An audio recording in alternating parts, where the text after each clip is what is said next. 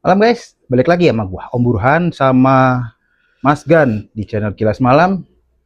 Kali ini kita bakal ngebahas satu cerita lagi dari salah satu subscriber kita yang dia katanya punya cerita yang ada hubungannya lagi nih sama hal-hal goib. Yuk kita dengerin, guys.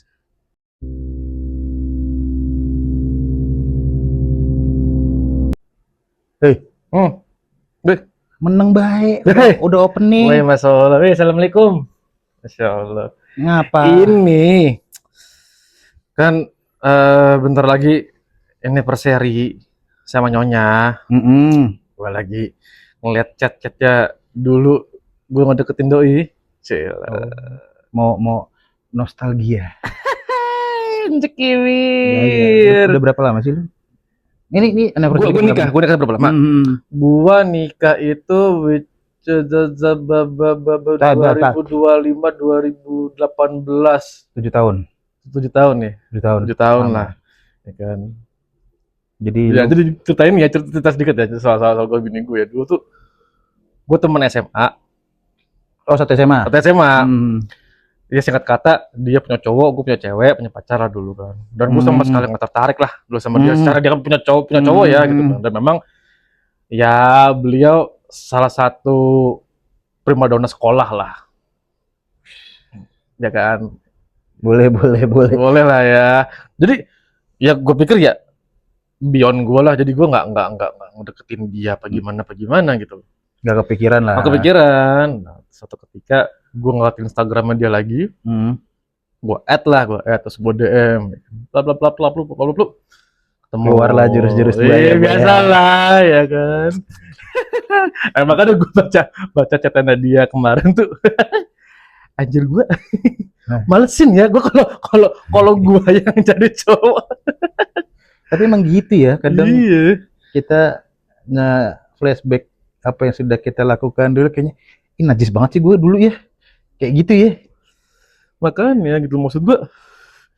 Dan prosesnya gue sampai ngajakin dia nikah tuh setahun lah maksudnya. Itu maksudnya ngedeketin sampai kita bener-bener oke, ya kan?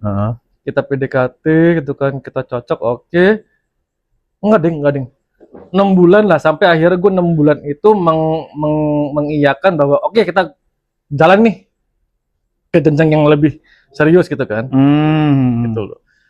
Maksud gue ya namanya kita komitmen kayak gitu-gitu kan mesti ngebangun chemistry lah or something gitu, karena butuh waktu lah. Iya. Ya kan ya. Ya maksudnya nggak mungkin lu ujuk-ujuk lu ketemu terus lu suka sama orang. Iya. Terus tiba-tiba tembak kan belum tentu juga kan. Ayo gas. Dianya mau kan ya. Gitu. Tapi ini ngomong-ngomong soal itu ya, ini dari email yang masuk ke kita nih ada cerita lucu nih. Dia nih baru beberapa hari ketemuan, ya kan? Cuma cewek. Oke. Tahu-tahu klik jadian. 3 hari bos. Kalah lu. Gua nggak tahu pakai ilmu apa ya. Kalah lu. Ini ilmu tinggi nih berarti. Lu makanya gua aja nggak deketin dia aja berbulan-bulan. Sampai mantepin gua mau nikah sama dia aja butuh waktu setahun ya kan. Ini 3 hari. 3 hari bos. Nah kita denger aja ya ceritanya lah ya. Oke, boleh. Ya mudah-mudahan lah ini ceritanya sedikit mistis nih. Mudah-mudahan ya. Harus lah. Iya. Halo Om Burhan dan Mas Gan. Kenalin nama gue Michi. Orang Jepang. Micin? Michi. Oh, Michi nggak pakai N. Enggak dong. Michi nggak pakai ko. Masako. Michiko dong ya. Michiko. Dono-san. Oke. Gua mau ceritain kejadian horor yang dialami sama kakak gue beberapa tahun silam. Sebelum gue cerita, gue mau info dulu ya tentang background keluarga gue. Tuh. Jadi gue ini 4 bersaudara berdarah Maluku. Wah, baon. Ada Beta Maluku. Beta Maluku. Gue anak terakhir. Bokap gue seorang pendeta dan nyokap gue ibu rumah tangga seperti ibu-ibu pada umumnya. Nah, kisah horor yang mau gue ceritain ini adalah kisah kakak gue yang nomor 3. Sebut aja nama kakak gue ini J. Jaja namanya nih pasti. Orang Maluku namanya Jaja biasanya. Jaka. Maaf ya Jaka. Jamaludin mungkin? Hah? Jamaludin mungkin? Bisa. Atau Jalaluddin? L. Udin. L dong. Oke, skip. Kalau kalian tahu jembatan Bunting di daerah Cawang, nah rumah gua di daerah situ. Jembatan itu juga cukup terkenal angker di sana.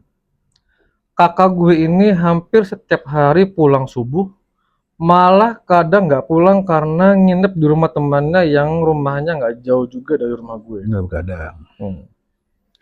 Bisa dibilang tetangga lah gitu kan. Kita sebut aja nama temannya ini si A. Andi nih biasanya. Albert. Arul bisa. Ariel. Ya. Si A ini keturunan dari Papua ya, 11-12 lah. Bahasanya sama Maluku. Iya. Emang iya? 11-12 hampir mirip. Emang mirip ya?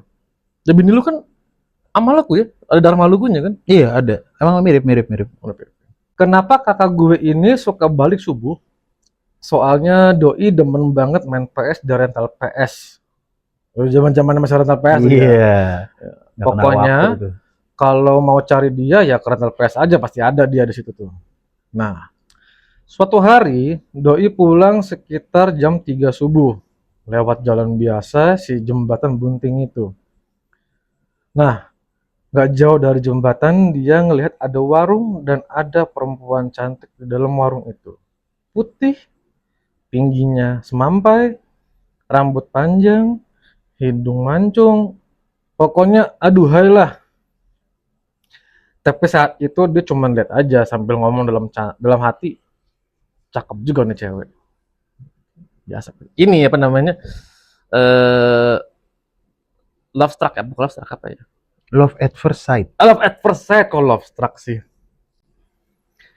Besoknya di jam yang sama, doi lewat jalan itu lagi dan ketemu lagi sama warung dan perempuan itu. Tapi kali ini mereka beradu pandang dan saling melempar senyum. Oke. Nah, dan di hari ketiga dengan jam yang sama, kakak gue ini sengaja lewat jalan itu lagi dengan niat mau mampir ke warung itu. Dan terjadilah. Kakak gue mampir ke warung tersebut dan berkenalan dengan perempuan ini. Amaze-nya adalah di hari itu juga kakak gue menyatakan perasaan suka terhadap perempuan itu dan mereka pacaran. Nah ini tadi gue bilang kan, 3 hari tiba-tiba hari gas. love at the first sight, gas, skugil langsung, nggak pakai babi bu. Keren ya? Keren sih, ilmunya tinggi emang. Yo, apa namanya? SSI, speak indah. Speak iblis. Gue udah memperhalus pak. Udahlah, tolonglah. Okay. Lalu diajaknya lah perempuan ini jalan-jalan keliling komplek naik motor sambil ngobrol-ngobrol. Naik Vespa tuh. Belum biasanya tentu, tuh. Belum tentu pak. Oh enggak. Ya siapa tahu naik Supra, batok getar punya bapak, atau mungkin iya juga. Atau mungkin Revo Koperasi. Ya, bisa kan? Revo Koperasi. Iya kan? Tau gak sih Revo Koperasi? Hah? Revo Koperasi tau gak sih? Revo yang gen pertama. Iya, Revo Koperasi itu kalau yang gue tahu ya memang ada beberapa instansi dulu yang menyediakan unit itu ya, untuk ininya. Teman abang gue si M ini dari kejauhan udah ngeliat motor abang gue si J ini. Dan ini si M jadinya. Tadi si A. Iya, makanya gue coba baca nih. Dari si Andi jadi Munadir nih namanya. Udah gak ya? Nah, terus kan dibilang ya, makin mendekat makin jelas bahwa terlihat si J ini ngomong sendirian di motor sambil ketawa-ketawa sendiri. Nah, si Bung M ini teriak lah, "Woi!" sambil ngelambaikan tangan. Sekitar jarak 5 meter, J memberhentikan motornya. Seperti sedang menuruni penumpang. Setelah itu lanjut menghampiri Bung M sambil cengengesan dan bertanya, "Woi Bung, mau kemana?" Lalu Bung M menjawab, "Beta habis beli rokok ini. Ale dari mana?" Nah, abang gue pun menjawab, "Biasa, habis jalan-jalan sama beta pung cewek. Itu tadi beta kasih turun di sana soalnya dia mau pergi sebentar katanya." Bung M pun kaget dan bingung. "Hah, cewek mana?" Nah, si J menjawab lagi, "Itu tadi yang beta bonceng. Ale lihat toh?" Bung M pun menjawab, "Tuhan Allah, seng ada perempuan dari tadi beta lihat. Ale bawa motor sendiri, ketawa ketiwi sendiri, ngomong sendiri. Ale lagi ada masalah kah?" Kebayang gue orang Papua ngomong gitu kan. Tapi sebelumnya sorry ya, gue bukannya ngomongnya, gue jujur nggak tahu logatnya, tapi ya mohon dimaklumi lah ya, logat-logatnya kawan-kawan kita dari timur lah. Mereka berdebat karena J yakin dia boncengan sama pacarnya itu. Sampai singkat cerita, J marah sama si Bung M. Berminggu-minggu mereka tidak saling sapa, bahkan J nggak pernah nginep lagi di rumah si Bung M ini. Sampai pada akhirnya si Bung M mendatangi rumah gue untuk bertemu dengan nyokap. Bung M pun menceritakan kejadian yang dia lihat waktu J berbicara sendiri di atas motor. Nyokap pun kaget. "Pantes, kok J udah nggak pernah nginep di rumah kamu lagi? Tante lihat juga beberapa kali J ngomong sendiri di jendela kamarnya." Malamnya, abang gue ini jatuh sakit, demam tinggi, dan nyokap pun merawat abang gue, nungguin di kamar sambil mengkompres kepalanya. Saat sakit itu beberapa kali abang gue tuh ngigo, seperti tertawa sendiri atau meracau nggak jelas. Pada saat tengah malam, nyokap mendengar ada suara perempuan mengetuk pagar rumah sambil berteriak, "Sepada!" Awalnya nyokap mikir itu tetangga, jadi nyokap masih diem aja, gitu kan. Terus lalu suara ketukan dan perempuan itu terdengar lagi, "Sepada!" Lalu tidak lama pagar seperti digoyang-goyang. Nyokap pun mengintip dari jendela sebelum membukakan pintu dan ternyata tidak ada siapa-siapa di depan rumah gue. Dan yang gongnya lagi, saat nyokap balik badan, abang gua udah duduk dengan mata merah dan mengaum seperti macan. Nggak ngomongin ya kan, aing macan kan ya kan, atau ngomong Maluku jadi ngomong aing macan lucu ya? Beta macan. Iya, gua nggak berani ketawa pak, sumpah. Loh, kenapa? Iya masih seperti itu. Iya, betul juga. Beta macan. Nyokap langsung lari membangunkan bokap gue. Dan saat itu juga bokap mendoakan abang gue sambil membaca ayat Alkitab. Sekitar 15 menit setelah bokap gue mendoakan, akhirnya abang gue sadar dan bokap serta nyokap gue langsung bertanya sama abang gue ini, "Ada apa sih? Emang kamu dari kemana kemarin itu?" Nah, abang gue menjawab, "Nggak ada apa-apa. Tadi ada pacar abang di sini." "Pacar abang mana?" Nah, kok menjawab, "Pacar yang mana bang? Gak ada di sini, cuman ada mama dari tadi nungguin kamu. Memang abang ketemu pacar abang di mana?" Dan abang gua pun menceritakan dari awal pertemuannya dengan perempuan penjaga warung yang dipacarinya itu. Lalu bokap menjawab, "Walah J, yang kamu lihat itu bukan manusia, dekat jembatan itu bukan warung tapi rumah kosong. Dulu memang ada seorang Dulu memang ada seorang janda cantik yang tinggal di rumah itu. Memang dia punya warung di depan rumahnya dan suatu hari janda itu di rumah itu Dan yang kamu pacarin itu bukan manusia bang, tapi entitas. Sejak saat itu, abang gua nggak berani lagi untuk melewati jalan itu. Sebenarnya rumah kosong itu udah terkenal dari dulu di komplek rumah gue bang. Tapi entah kenapa pada saat kejadian itu, abang gue tuh lupa kalau itu rumah kosong. Karena di penglihatannya dia, ya itu warung bukan rumah gitu. Oke bang, segitu dulu cerita gue. Thank you banget untuk sudah dibacain. Sukses terus untuk sisi lain Kilas Malam. Oke, thank you. Thank you Mbak. Kakak siapa tadi? Michi atas ceritanya ya. Michi. Kakak Michi, thank you. Dan kebanyakan. Pantes 3 hari, coy. Pantes 3 hari. Iya. Jendes bro. Emang janda tuh begitu menggoda pak. Kalau kata orang bilang ya. Janda begitu di depan. Janda semakin di depan. Oh iya. Iya benar. Oke. Rumah kosong. Oh ini ngomongin orang yang tadinya rumah kosong tiba-tiba jadi warung di penglihatan dia.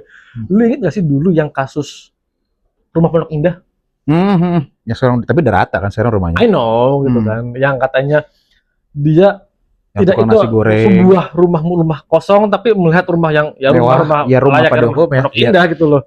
Dan tiba-tiba dia dipanggil katanya, terus tiba-tiba hilang tak bertuan. Yang jadi urban legend kita kan. Ada gitu juga tukang nasi goreng diberhentiin di situ kan. Pas dia nganterin ke dalam nggak tahu siapa dia yang mesen tuh. Itu gue maksudnya sampai segitunya ya, maksudnya dia orang situ. Dia tahu, maksudnya dia sering bolak-balik kan tadi katanya, sering pulang pagi kan, sering pulang pagi. Otomatis kan tahu ya.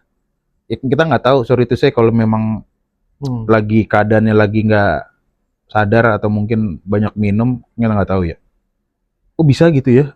Tiba-tiba langsung dia yakin kalau itu warung dan dia yakin kalau itu orang, maksud gua gitu. Padahal dia udah sering pulang pagi, sering ya orang situ gitu loh. Akamsi situ lah ya. Iya, cuman gara-gara melihat seorang jendes yang selalu terdepan kayak men. Iya apa ya?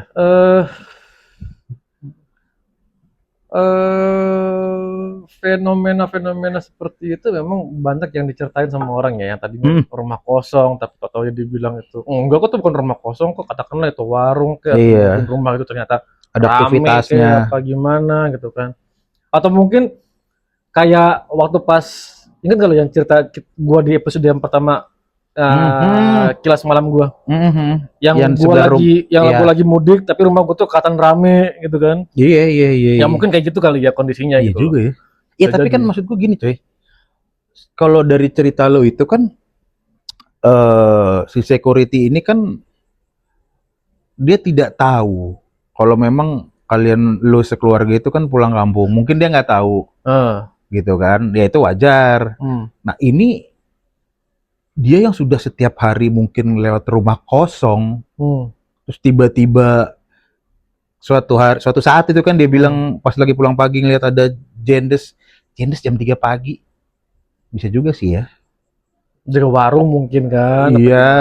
Kan kayak macam modelan mungkin warung Madura gitu kan 24 jam kan gitu loh. Oh iya juga ya. Iya juga ya, bisa jadi ya. Yang iya juga iya. Secara logikanya ya bener ada orang di situ lagi jagain warung gitu sih. 3 hari coy, gile. Ya makanya taunya mungkin gue make sure ke istri gue kemarin tuh setahun tuh memastikan dia manusia kali ya.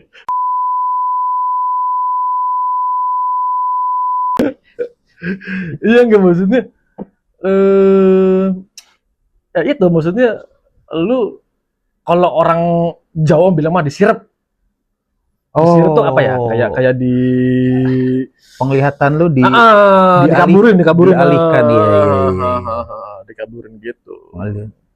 Emang banyak sih urban legend yang udah kita tahu ya, kayak rumah Pondok Indah seperti itu, yang fenomenanya katanya diam, itu rumah masih berdiri kokoh dengan orang masih ada di situ sampai akhirnya diberhentiin, dipanggil tukang nasi gorengnya. Gitu sih. Tapi ya saran gua mah ya, terlepas dari lo ketemu mereka, ketemu jurik gitu ya. Juri. Kalau lu pulang tengah malam ya kalau bisa jangan pulang tengah malam lah, kalau perlu Itu bukan tengah malam, anjir, jam 3 iya, subuh. dini hari lah gitu kan ya. Ya mendingan lu nginep di tempat rental PS-nya dah, atau mungkin kalau zaman dulu mah warnet ya. Zaman dulu kan warnet kan ada sampai lu ngambil paket malam 24 jam ada. sampai lu nginep di warnetnya. Kalau menurut gue sih lebih safe kayak begitu ya ketimbang lu. Ya warnet ada, rental PS juga ada dulu, ya kan. Gitu. Tapi gue juga dulu pernah, coy. Masih zaman gue masih muda lah. Gue sering kayak gitu main PS sampai jam 3 pagi, jam 4 pagi, bahkan sampai matahari nongol lagi gitu. Gue pulang jam 3, jalanan sepi di daerah Depok lah ya. Pulang, tiba-tiba ada yang manggil. Lagu lu jalan bersatu, gue lupa berapa orang, gue lupa deh intinya berapa orang, lebih dari 1 orang. Dan gue emang sendiri waktu itu, bawa motor jalan-jalan. Dan itu jalanan memang cukup sepi. Saat itu masih sepi. Kalau untuk sekarang udah ramai banget. Tiba-tiba gue dipanggil. Di catcalling kalau zaman sekarang bilangnya. Bayar. Itu kali bayar. Dia nggak ada ngomong untuk itu nggak ada ngomong. Bayar belum bayar rentalan ya, lu pikir. Itu saat itu gue jalan, gue sama temen jalan santai, nggak, karena ya udah capek. Pikiran gue, siapa yang cut tengah malam jam 3 pagi, yang bener jam 3 pagi. Gue nengok dia, rambut panjang, bajunya kebetulan warna hitam. Bencong, Pak.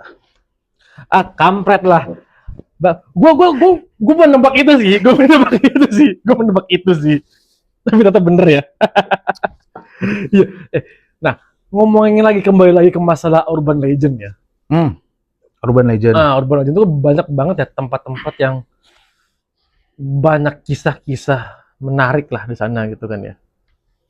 Gitu. Di Indonesia kayak Rumah Pondok Indah, Rumah Kentang gitu kan, yang di daerah mana tuh? Selatan Jakarta lah, gue lupa di mana gitu kan. Atau mungkin di Bandung juga ada kan tuh urban legend tuh, daerah Bandung kan banyak tuh.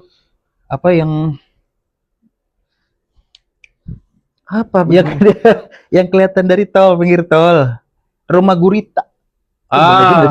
Itu masuk urban legend. Ya, itu nggak urban legend sih, cuman ya. Tapi yang terkenal, cukup aja sih, dari mulut ke mulut aja sih, betul. Apa yang di Bandung lagi? Kayak gua Jepang ya. Ini yang di Tahura ya? Ya. Tahu nggak Tahura apa? Tahu rame-rame. Tahura tuh, ya itulah, gue lupa namanya apa. Itu di Bandung. Jujur gue belum pernah. Memang banyak. Gue sering banyak cerita, baca cerita gitu ya.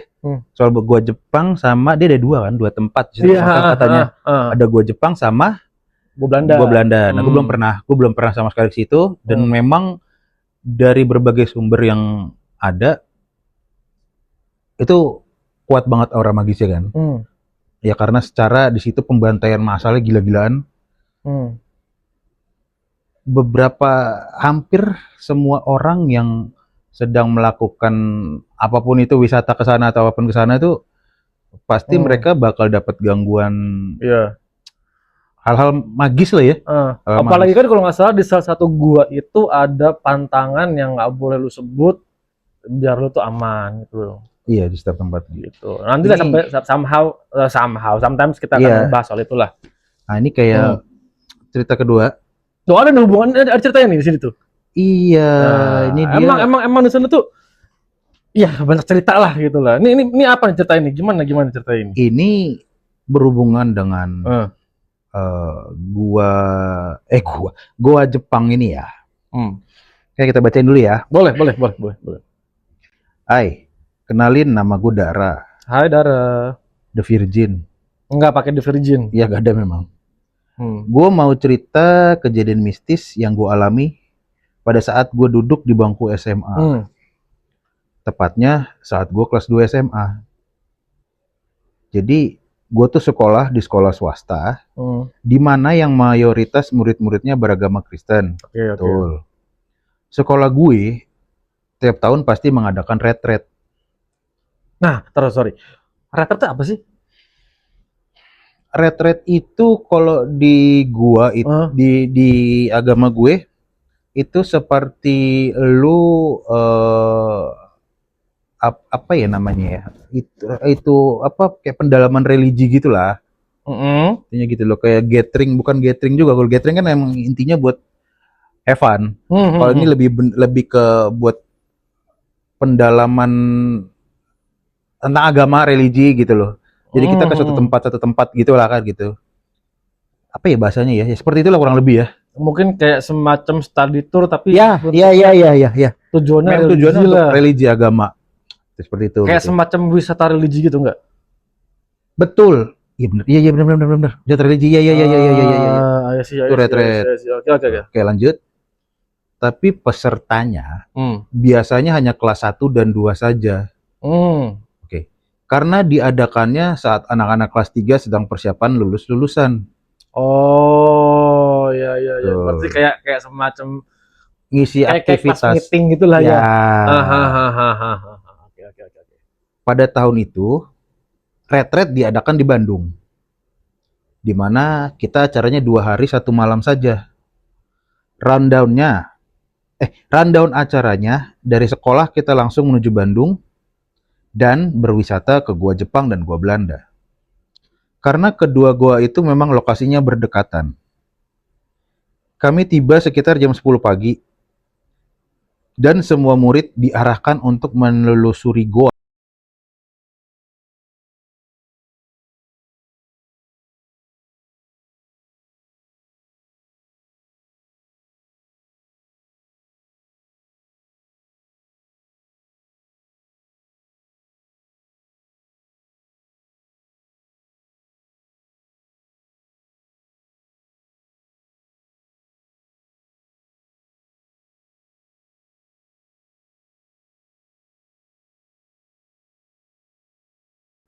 Semua murid diarahkan untuk istirahat dan bersih-bersih sambil menunggu jam makan malam.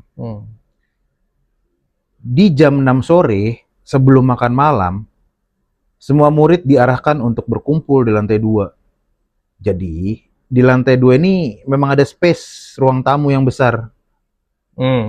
Semua murid berbaris rapih. Sebagai koordinator, posisi gue ada di barisan paling depan. Karena memang arahannya setiap kamar ada ketuanya sebagai koordinator atau penanggung jawab kamar dan untuk mengatur teman-teman sekamarnya. Nah, kebiasaan sekolah swasta setiap sesi itu pasti adakan ibadah. Akan ada ibadah. Setiap sesi itu pasti ada ibadah memang sih. Mau lo makan malam, sebelum lo tidur malam, lo bangun pagi, itu pasti ibadah setahu gue, doa. Oke. Maka sebelum makan malam, kami semua melakukan ibadah. Menyanyikan lagu rohani dan berdoa bersama. Baru 10 menit kami melakukan ibadah, tiba-tiba temen gue si Dion, yang berdiri tepat di sebelah kiri gue, berlagat aneh. Dion maju ke depan sambil melakukan gerakan orang sedang membawa samurai dan meracau bahasa Jepang. Tiba-tiba bahasa Jepang dia. Yes, Dion kesurupan. Anak-anak sempat sedikit panik. Tapi guru gue mengarahkan agar kami semua tetap bernyanyi lagu rohani. Jangan berhenti. 2 menit kemudian, di belakang gue ada cewek yang teriak-teriak. Pas gue tengok, ternyata temen gue si Iren. Dia teriak dan lari ngiterin ruangan di lantai 2 sambil membuka-buka semua hordeng dan berteriak, "Buka! Ada yang mau masuk. Di depan banyak pasukan. Mereka mau masuk. buka. Bahkan Iren sempat mau lompat ke lantai 1 dari lantai. Oh, bahkan si Iren tuh sempat mau lompat dari lantai 2 ke lantai 1 maksudnya. Beberapa teman-teman gue yang laki dan guru ngejar-ngejar Iren. Nggak sampai di situ. Kejadian makin chaos. Ada teman-teman cewek lain yang kesurupan, teriak-teriak. Ada yang menangis histeris. Ada yang meracau bahasa Jepang dan beberapa meracau bahasa Belanda. Campuran. Bahkan teman di samping gue, tapi kali ini sebelah kanan gue, tiba-tiba dia diem dengan pandangan lurus ke depan. Badannya kaku. Gue berusaha panggil namanya. Namanya gak enak banget lagi nih. Peggy. Gak ada jawaban. Dia cuma natap lurus ke depan dengan tatapan kosong.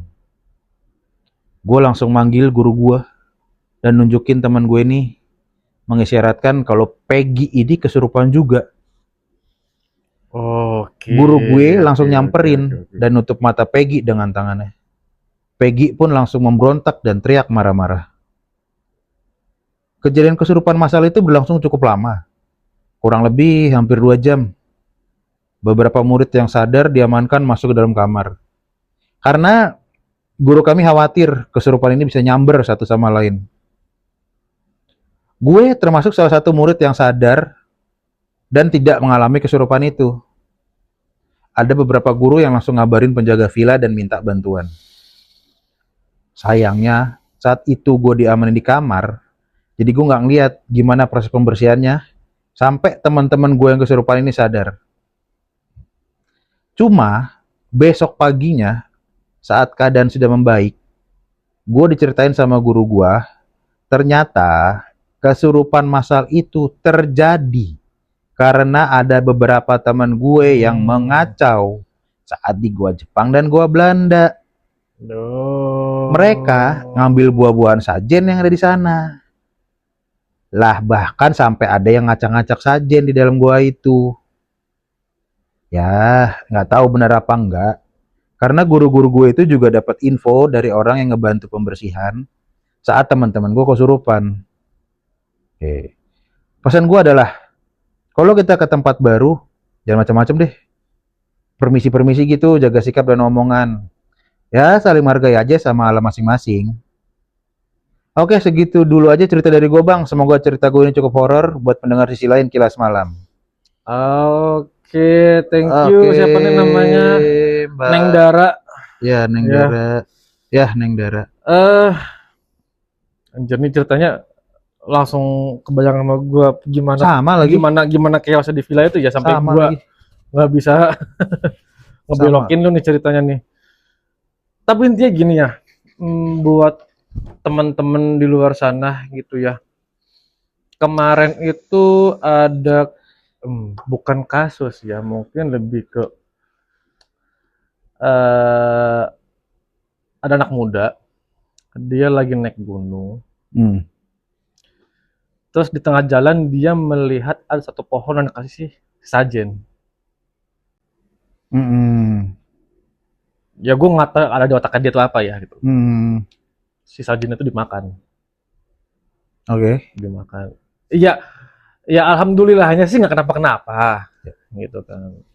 Ya akhirnya ya dia bilang katanya diprotes sama orang-orang sampai keluarganya, daripada kamu kenapa-kenapa lebih baik dikembalikan lagi lah sebagaimana bentukan si sajen itu. Gini sih kalau menurut gue pribadi ya, kita ini selalu hidup berdampingan dengan mereka. Iya. Terlepas itu benar atau tidaknya, ya apa ya? Masing-masing mempercayainya. Terus lebih menghargai aja sih. Mungkin katakanlah sesajen ini adalah sebuah budaya. Budaya turun-temurun yang diturunkan oleh nenek moyang kita, ya kan? Yang mana kita tahu dulu kan nenek moyang kita kan apa namanya? Corong pelaut. Bukan dong, nenek moyang kita. Iya. Lagunya gitu deh. Iya sih, bener. Nggak, maksudnya nenek moyang kita tuh mempunyai kepercayaan sebelum agama masuk ya, sebelum kita ngomong sebelum agama masuk gitu loh, ada kepercayaan seperti itu. Dan memang yang namanya agama tuh tidak bisa lo tabrakan dengan budaya lah gitu loh. Paling tidak ya lo sedikit menghargai budaya itulah gitu loh. Walaupun yang kita tahu mungkin secara logika kita, pohon dikasih sajen, patung lo kasih sajen, apa kasih sajen, nggak mungkin lah makan gini. Iya, secara logika iya, tapi secara kebudayaan, apapun maksudnya, apapun itu. gitu ya kita menghargai lah. Tapi ini pas banget nih.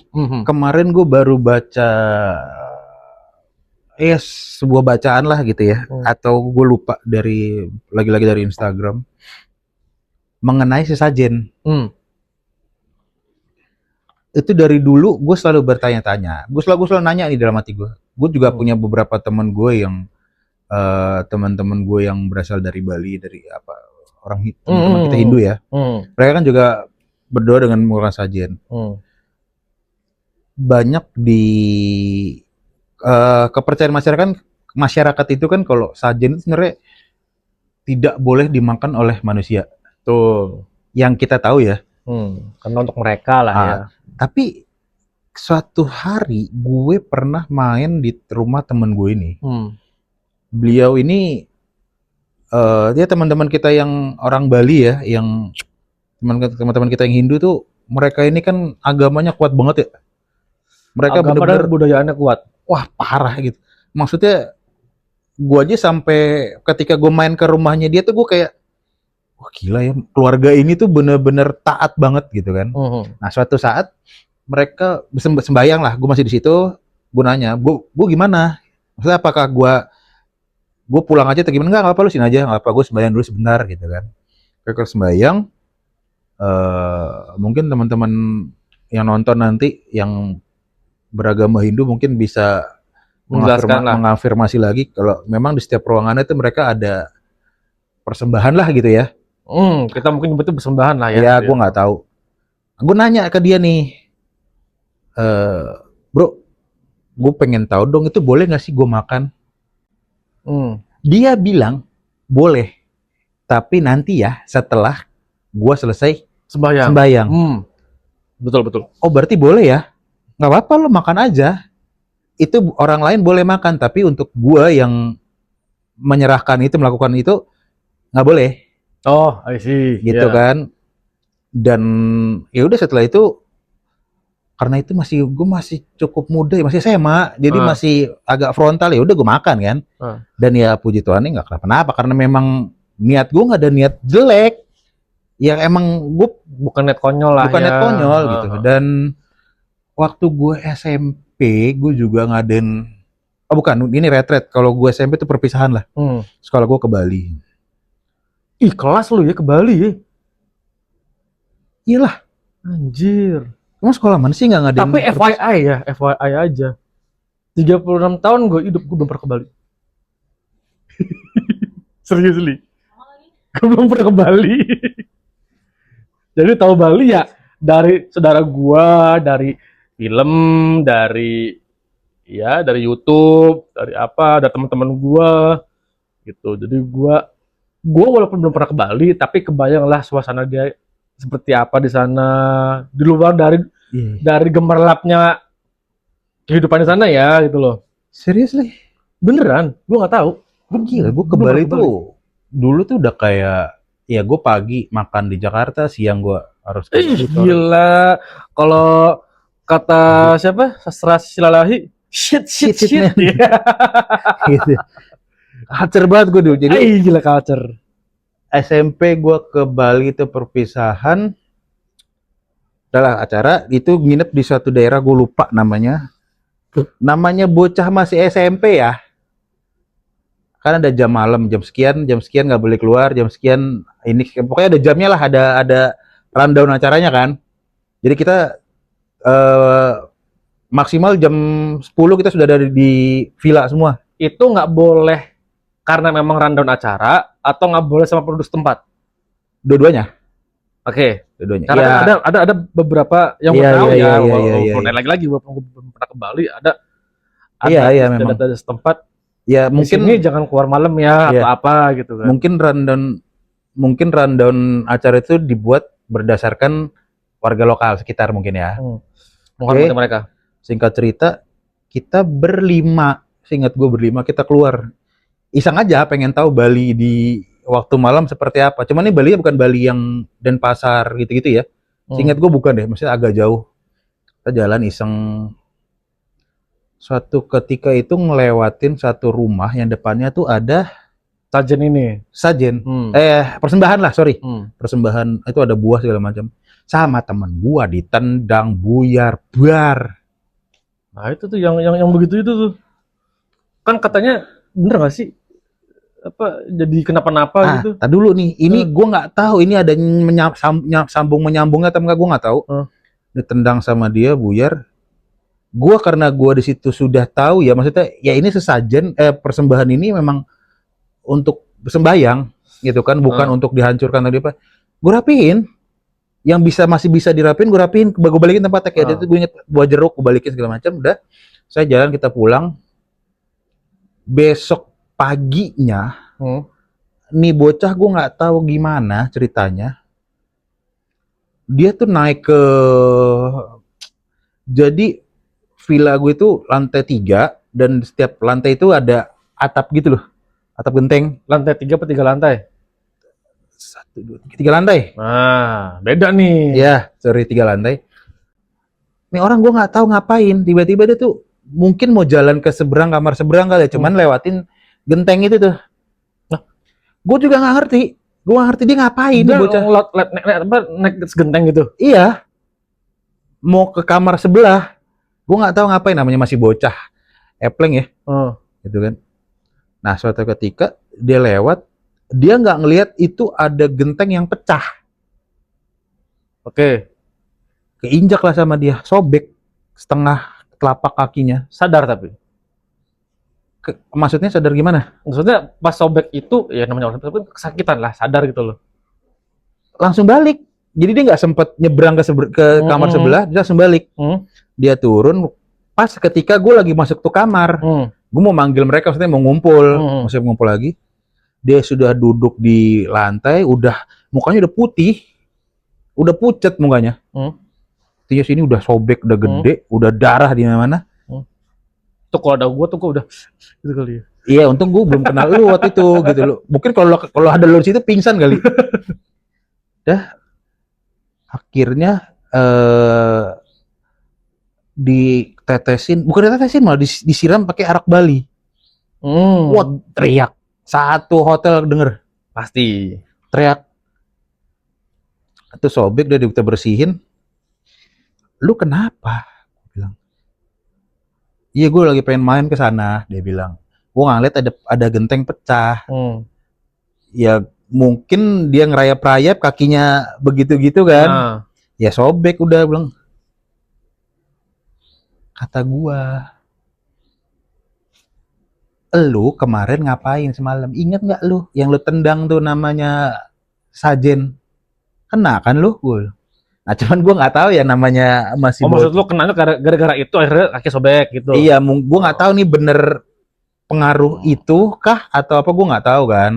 Apalagi namanya di Bali ini yang bener-bener masih kental ya. Sorry itu saya masih kental, masih magisnya kuat lah. Kuat banget, dan situ gue pertama kali ngeliat apa? Leak. Iya. Dan topeng leak tapi kan. Leak, iya. Wajib. Gokil. Itu ilmu magis yang itu lagi ngadu coy, gue sampai nanya penjaga villa. Blih, itu apa barusan? Udah masuk aja, lagi orang sini lagi ngadu ilmu katanya begitu kan, dengan logat Balinya yang kental. Ya udah gue masuk, gak ada pikiran mau ngadu ilmu, mungkin apalah. Gue terang banget ya. Tuh, jadi ya sekali lagi buat para penonton, bapak-bapak, ibu-ibu, mungkin ya inget apa namanya peribahasa di mana langit dijunjung, di situ bumi dipijak. Tetap hargai, tetap budaya setempat itu tetap kalian hargain. Kita hargain lah. buat teman-teman juga, mungkin buat anak-anak sekarang, zaman sekarang nih, gadget nih, jangan sok-sokan kuat-kuatan, wah gue pengen kelihatan tampan, gue pengen kelihatan berani. Janganlah, oke? Jangan coba kalian aduh menantang adat deh ya. Tapi somehow ya, kita kayaknya ngebahas urban legend itu kayak seru sih, Pak. Iya, boleh ya. Kapan-kapan ya? Suatu saat ya. Nanti. Nanti saksikan aja, tungguin aja, pantengin aja channel kita Kilas Malam. Kita akan ada cerita-cerita ngebahas mengenai urban legend. Urban legend karena urban legend di Indonesia itu banyak banget. Di Indonesia, di luar negara lain apa itu akan coba kita bahas nanti. Tungguin aja keseruan Kilas Malam berikutnya gitu kan. Buat kalian yang punya cerita boleh kirim ke email kita kilasmalam.official@gmail.com.